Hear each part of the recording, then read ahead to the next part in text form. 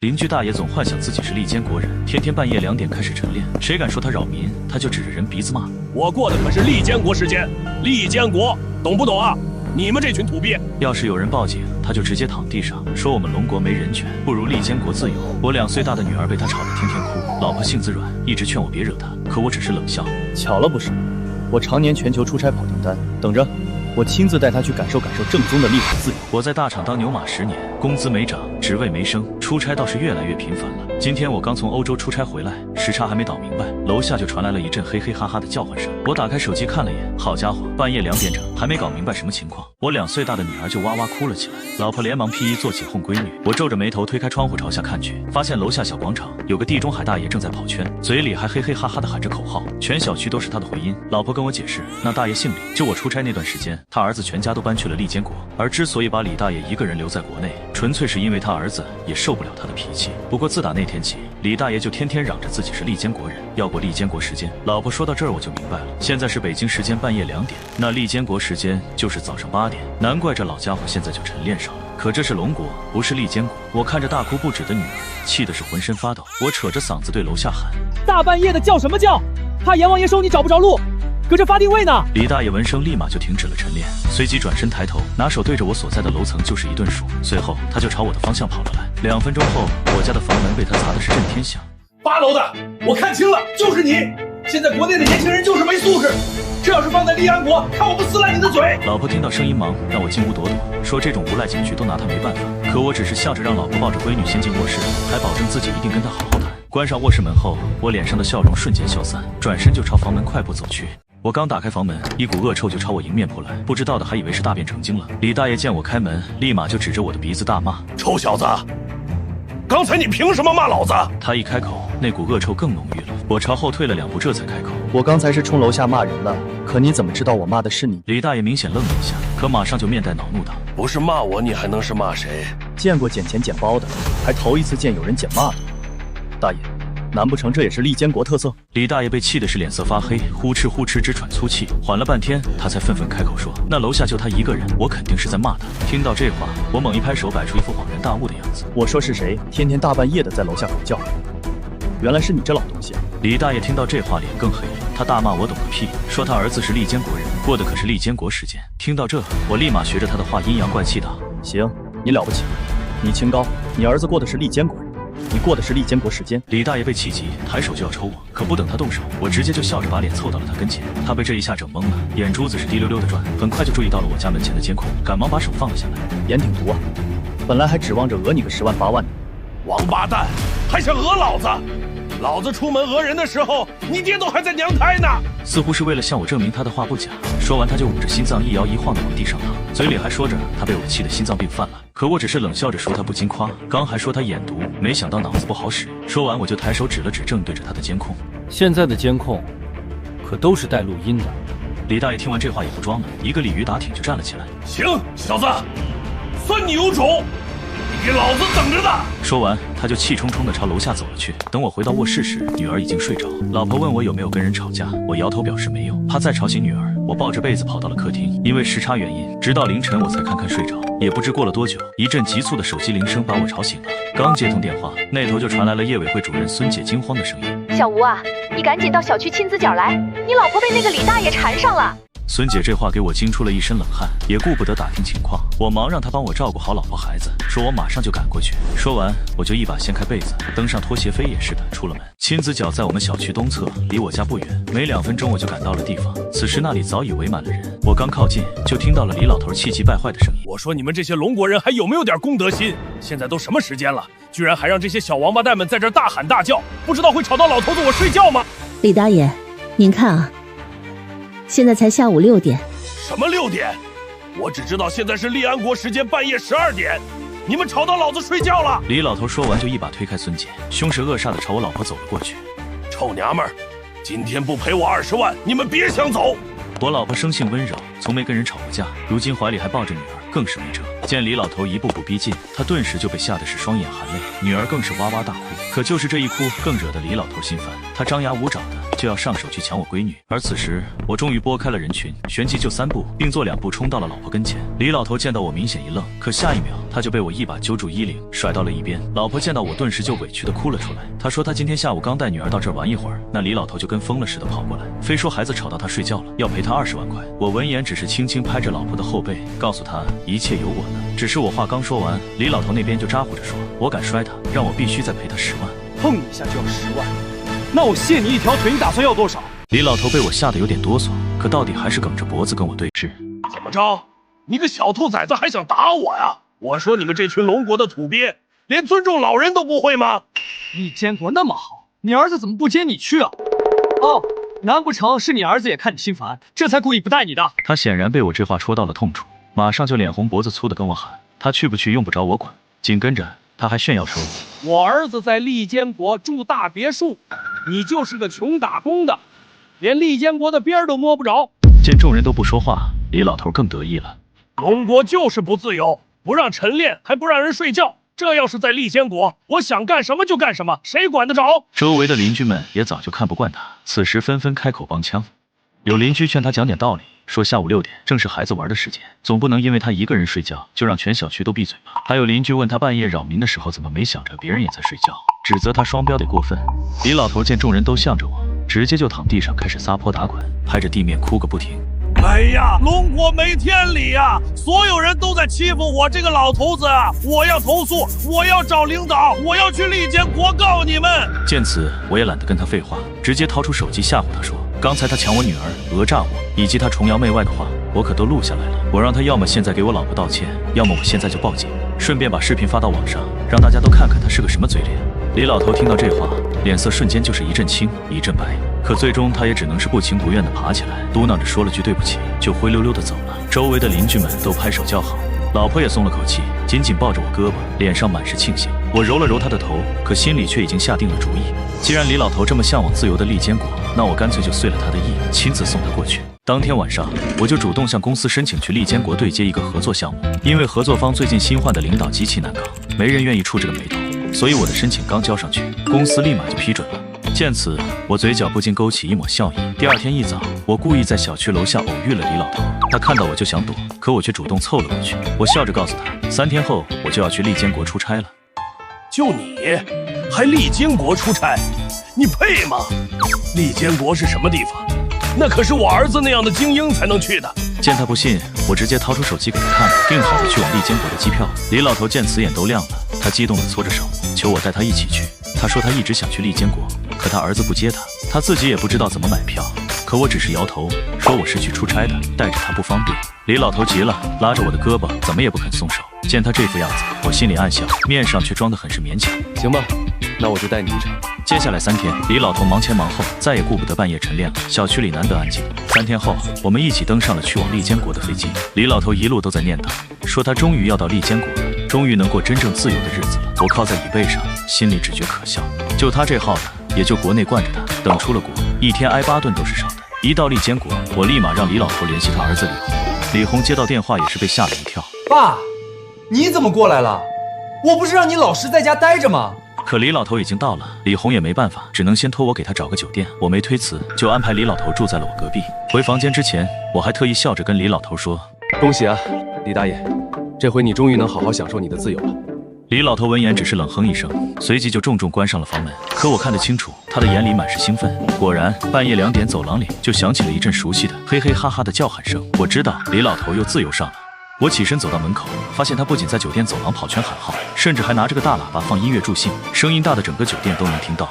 没多久，一个50多岁的利坚国大妈就一把拦住了李老头。老东西，马上停止你那该死的行为，否则我一定把你的秃头砸进墙里。可李老头却是满脸不爽。我看你敢！我在飞机上睡了1天，现在睡不着就要锻炼。这里可是利坚国，是讲自由的地方，锻炼是我的自由，谁也管不着。他说完之后，口号喊得更响，大妈被气得面红耳赤，抓起李老头的大喇叭就朝地上摔了个粉碎。可李老头也是横惯了的主，肯定不能受这窝囊气，他转身就朝屋内跑了去。再出来时，手里提着一壶开水，不由分说的就往那大妈身上泼，100度的开水啊，全泼到了那大妈身上。大妈被烫的是吱哇乱叫，皮肤通红，身上更是肉眼可见的起了大片片水泡。酒店经理吓坏了，忙打了911报警电话，可李老头却是满脸得意，冷哼一声，把房门关得山小。没几分钟，2名人高马大的佛伯乐就站到了李老头的门口，大声嚷着让他开门。可李老头开门后依旧嚣张跋扈，更是指着佛伯乐的鼻子呵斥：“你们干什么？我告诉你们，这里可是利坚国，是讲自由的地方，你们再打扰我陈列，小心我投诉你们！”可2名佛伯乐只告诉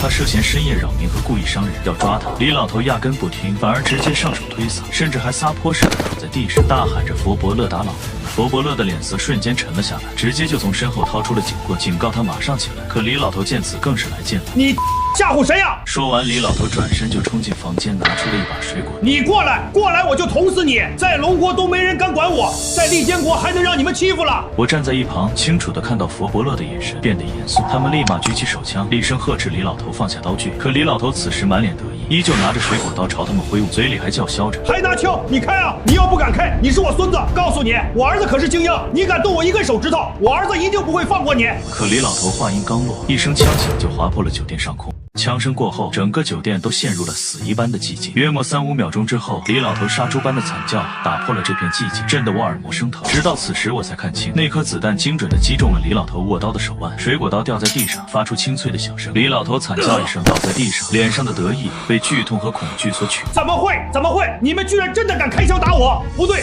这不对，这里是最自由的利坚国，你们怎么敢开枪打我的？可2名佛伯乐没有丝毫动，只是一人上前，直接就将李老头的双手反压在身后，随即用手铐将李老头铐住，而另一人则拿出对讲机开始向总部汇报情况。大致意思就是李老头非但不向他们投降，甚至还敢挥刀向他们挑衅，他们是出于自卫才开的枪。那语气平淡的像是在说一件微不足道的小事。我看着地上不断哀嚎的李老头，心里没有丝毫同情，只觉得这都是他咎由自取。像他这样的人能平安无事到现在，只能说我们国内还是太善良了。没过多久，救护车的鸣笛声从远处传来，最终停在了酒店门口。医护人员推着担架匆匆赶来，看到地上流血不止的李老头，熟练地拿出止血带为他包扎，然后小心翼翼地将他抬上担架。其中一名佛伯乐走到我面前，用不太流利的中文问我是否是李老头的同伴。我摇了摇头，说我只是顺路带他来利坚国，并不算断。可佛伯乐却摆了摆手，语气强硬地要求我必须跟他们一起去配合调查。我知道，在利坚国这种涉及伤人袭警的案件，目击者必须配合调查，我没有拒绝的余地，只能点了点头。救护车一路疾驰，李老头在担架上依旧哀嚎不止，可他却始终恶狠狠地瞪着。都是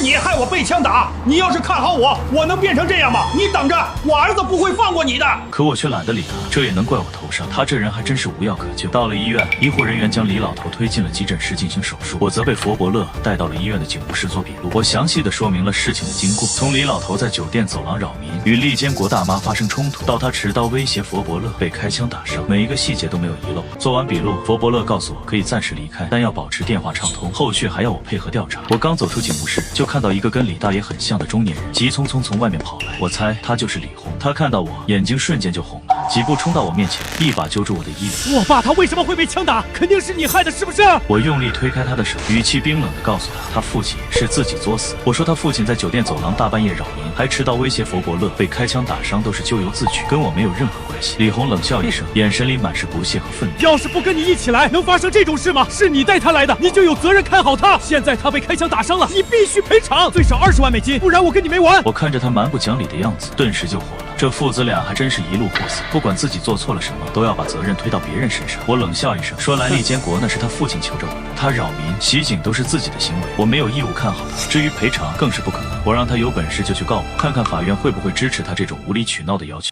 就在这时，急诊室的门开了，医生走了出来。医生说手术很成功，子弹已经取出来了，但是手腕的神经受到了损伤，后续可能会留下后遗症，恢复不好的话，可能会影响手部活动。李红一听这话，脸色变得是更加难看，他再次冲到我面前，眼里满是凶悍。你看到了吧？我爸的手可能要废了，你必须赔偿我们20万美金，1分都不能少！我看着他气急败坏的样子，心里越发觉得可笑。当下我也不再理他，只看向身后那2名佛伯乐，问他们我是否可以离开了。见他们点头，我也不再犹豫，转身就走。可李红哪里会愿意，马上就上前去拦我。但我只是看着那2名佛伯乐，告诉李红，如果说我现在报警告你拦路抢劫，你说会不会达成利安国最快出警记录？行，小子，算你狠，这笔账我记下了，咱们走着瞧。说完，他就转身冲进了急诊室。我看着他的背影，冷笑一声，想讹我，还嫩了点。我在大厂当牛马10年，早就不是当年那个任人欺负的年轻人了。想要算计我，也要看看他有没有那个本事。折腾到凌晨7点，我才堪堪回到酒店。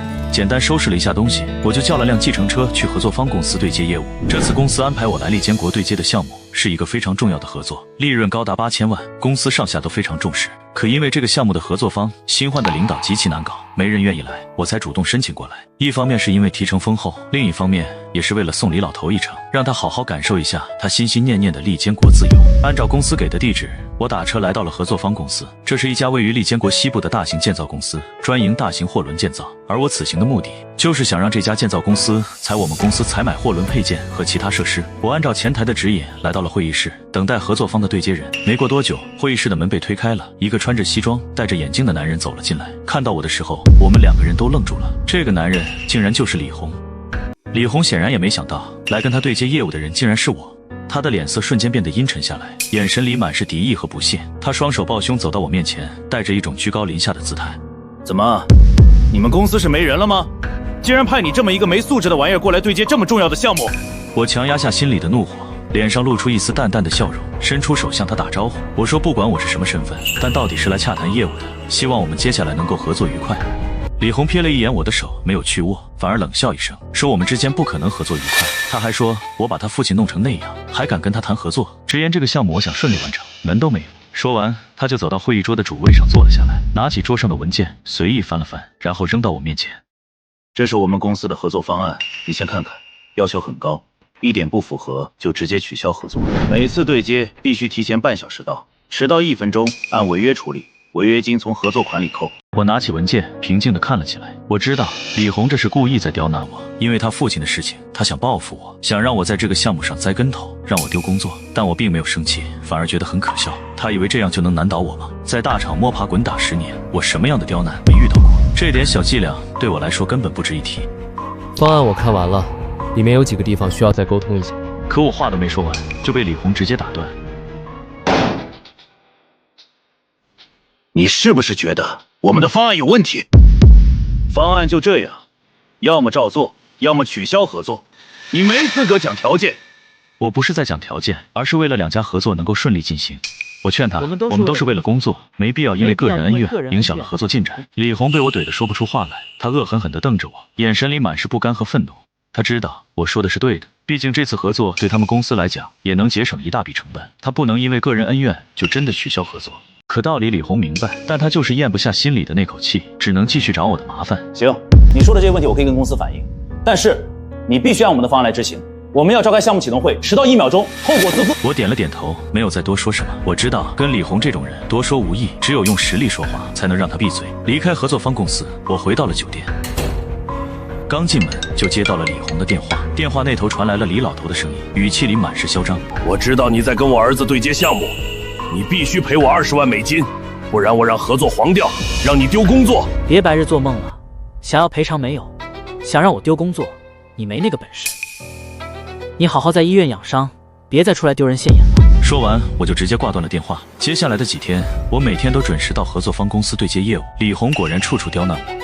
李红要么故意找茬，说我提交的文件不符合要求，让我反复修改；要么就故意拖延时间，明明是他的问题，却把责任推到我身上，让我加班加点赶进度。有一次，我提交了一份项目进度报告，你写的东西乱七八糟，根本没法看，你没能力，根本胜任不了这个工作，滚回去重新写，明天早上必须交，写不好就滚回你的龙国去。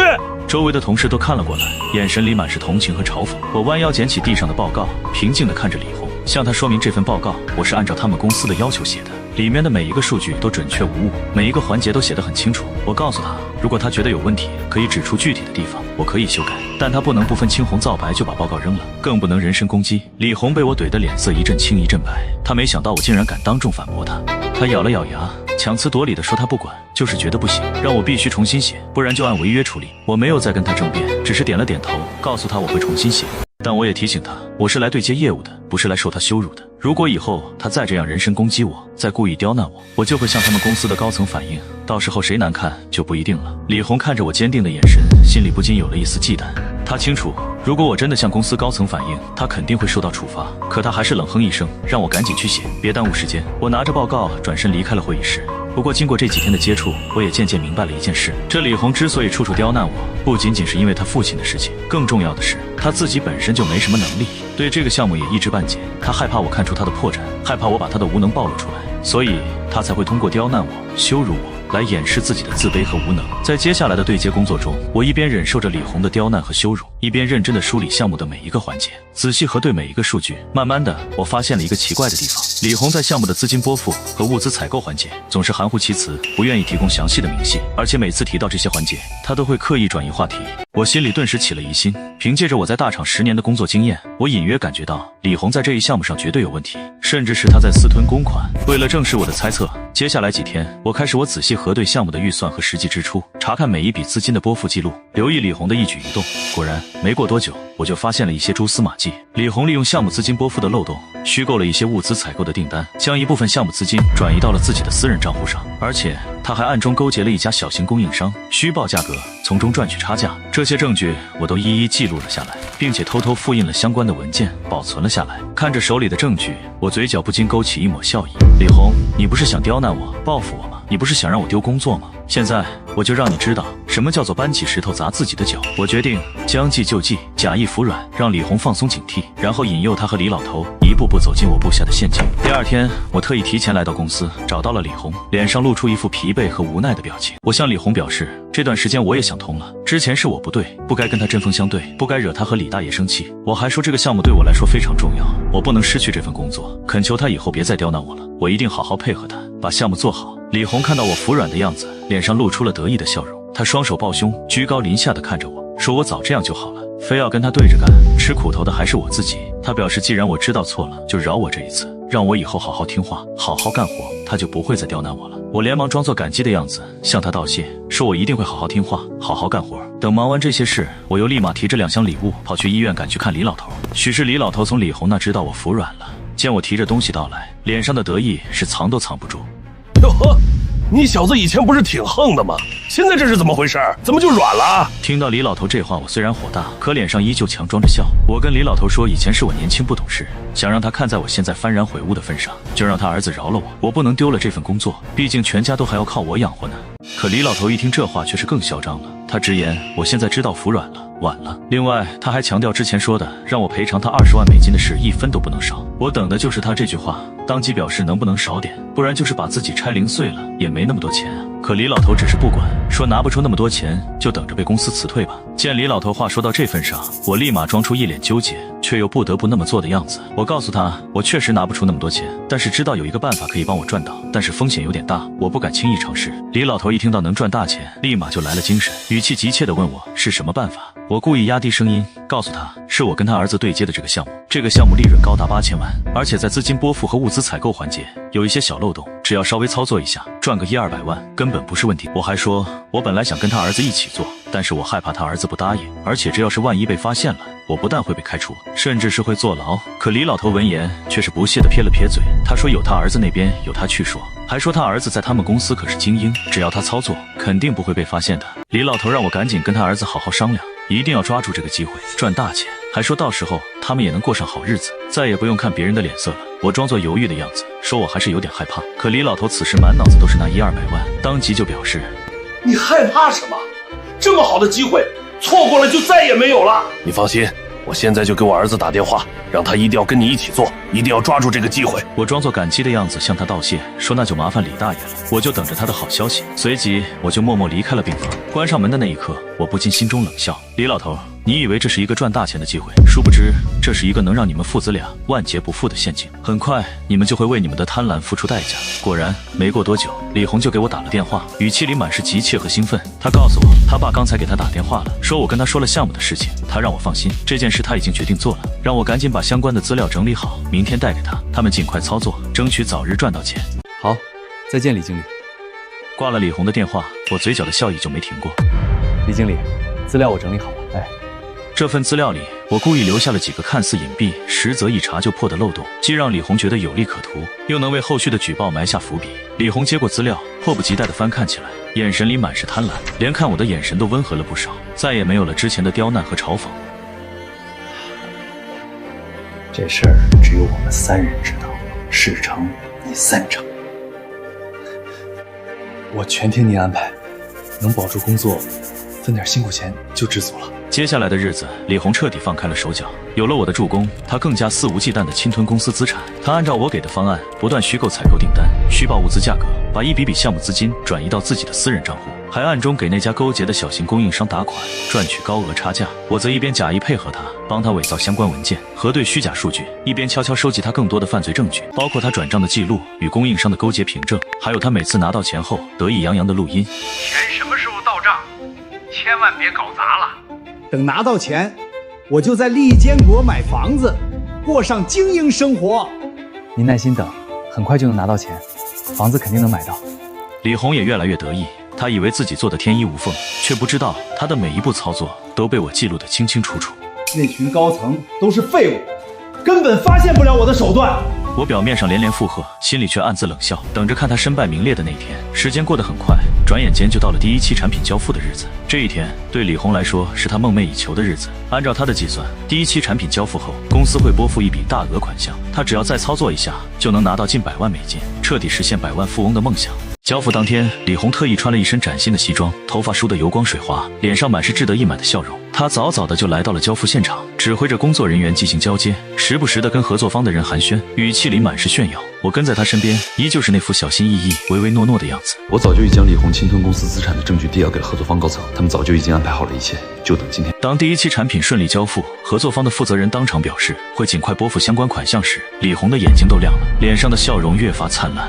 我很快就要成为百万富翁了，以后再也不用辛辛苦苦上班了。就在他得意忘形的时候，合作方公司的高层带着几名工作人员走了过来，脸色阴沉的可怕。李红见状，脸上的笑容僵了一下。王总，您怎么来了？我宣布，立即解除你的职务，将你一并警方处理。你涉嫌利用职务之便侵吞公司项目资金，证据确凿。李红脸色瞬间惨白，浑身发抖，不敢相信自己的耳朵，一个劲地辩解自己没有侵吞公司资金，还一口咬定是我陷害他。一定是他，是他陷害我！他一边说，一边指着我，眼神里满是惊恐和愤怒。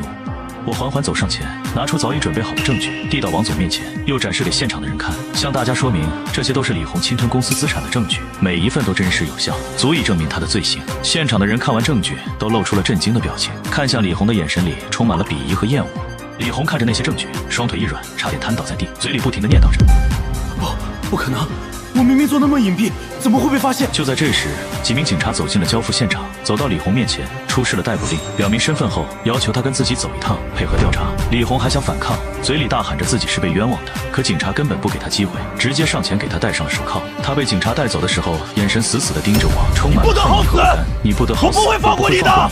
我看着他被带走的背影，心里没有丝毫波澜，这都是他咎由自取，贪婪最终让他付出了应有的代价。处理完李红的事件，我又跟合作方高层沟通了后续的项目对接事宜，因为我及时举报了李红的罪行，避免了公司的重大损失。合作方高层对我非常认可，不仅表示会继续推进合作，还特意表扬了我，说会向我的公司反馈我的优秀表现。而就在李红被警方带走的同一天，医院里的李老头也正做着他的百万富翁美梦。他从李红那里得知，第一期产品交付后，他们就能拿到近100万美金，心里高兴得不得了，一整天都眉飞色舞。他逢人就炫耀自己很快就要成为百万富翁了，还嘲讽身边的病人和医护人员，说他们一辈子都赚不到这么多钱。李老头的病房在医院的3楼，隔壁病房住着一位利坚国老人，名叫汤姆，是一位退休的警察，性格耿直，平时最看不惯李老头这种嚣张跋扈的样子。之前李老头在病房里大吵大闹，扰民不止，汤姆就提醒过他几次，可李老头不仅不听，还反过来嘲讽汤姆，说他不懂自由。这天下午，李老头因为太高兴，又在病房里大喊大叫，还把自己的垃圾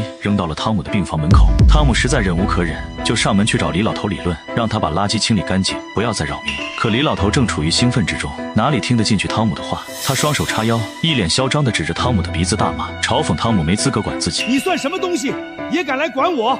我就算把屎扔你床上，你又能怎么着？说着，李老头还从口袋里掏出1把美元，狠狠砸在汤姆的脸上，美元散落一地。他一脸不屑地把钱赏给汤姆，让汤姆拿着钱滚远点，别耽误自己高兴，还嘲讽汤姆是没见过钱的穷鬼。汤姆是退休警察，性格本就耿直，哪里受过这种羞辱？他看着散落一地的美元，又看着李老头嚣张跋扈的样子，怒火瞬间涌上心头。他强压着怒火，让李老头把钱捡起来，向自己道歉。可李老头不仅不道歉，还更加嚣张地嘲讽他，说他是嫉妒自己有钱，还故意上前推搡汤姆，嘴里更是污言秽语不断。